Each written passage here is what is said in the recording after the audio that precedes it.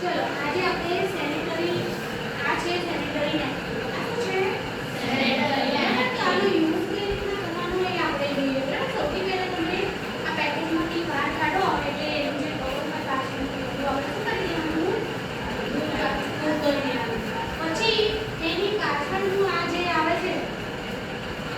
કાગળ બરાબર એ શું કરી દેવાનું આપણા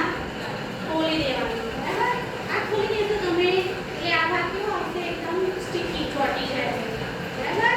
અને આગળ પણ એ જ રીતે આ સ્ટીકર જેવું આવે આપણે શું કરી દેવાનું ખોલી દઈશું બરાબર ખોલી દઈશું આપણે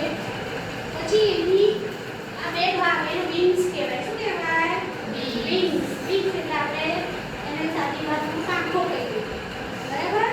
તો આને આપણે શું કરીશું કે જ્યારે અંડરવેરમાં એના મિડલનો જે ભાગ હોય એમાં વચ્ચેનો આ જે ભાગ છે સેટ કરી દેવાનો બરાબર આ પાછળનું સ્ટીકી ભાગ મૂકી અને પછી એને પ્રેસ કરી દેવાનો એટલે આ શું થશે એની સાથે ચોંટી જશે અને પછી આ વિંગ્સનો ભાગ હોય એને શું કરી દેવાનું એની પાછળની સાઈડે બરાબર વાળી અને લગાવી દેવાનું એટલે તમે આ જે લગાવી દીધું હોય પછી તમે ગમે તે સ્કૂલમાં પૂછતા કરો રમવા જાઓ ગમે તે કોઈની ક્રિયા કરો પણ એ ફરશે નહીં અને આ કઈ છે તમે ત્યારે પછી દર ત્રણથી કલાકથી તમારે બદલી કાઢવી બરાબર શું કરવું પડે બદલી નાખવું પડે હવે આમાં એવી સિસ્ટમ છે કે જે લીકેજ થશે એ બહાર નહીં આવે અંદર બોટલનું કોડ હોય છે એટલે બોટલના કોડની અંદર જે બી લીકેજ થશે બ્લડનું એ બધું અંદર શું થશે શોષાઈ જશે એનું શોષણ થઈ જાય પણ અમુક ટાઈમ થાય એટલે આપણે ચેન્જ કરવું જરૂરી છે કેમ કારણ કે આનું આપણા શરીર સાથે રહે તો બેક્ટેરિયા શું થાય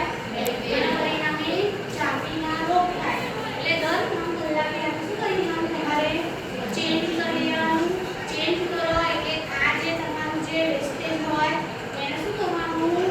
આવો રોલ વાળી દેવાનો આવો ફિટ રોલ વાળી અને એક કાગળ લેવાનો કાં તો પેપર ગમે તે એની અંદર પછી એનું પેકેટ કાઢી અને પછી ડસ્ટબિનમાં નાખવાનું એટલે ગમે ત્યાં નાખવાનું નહીં પણ હંમેશા આપણે કાઢો બરાબર આ ડિસ્પોઝેબલ પેકેટ શું કહેવાય ડિસ્પોઝ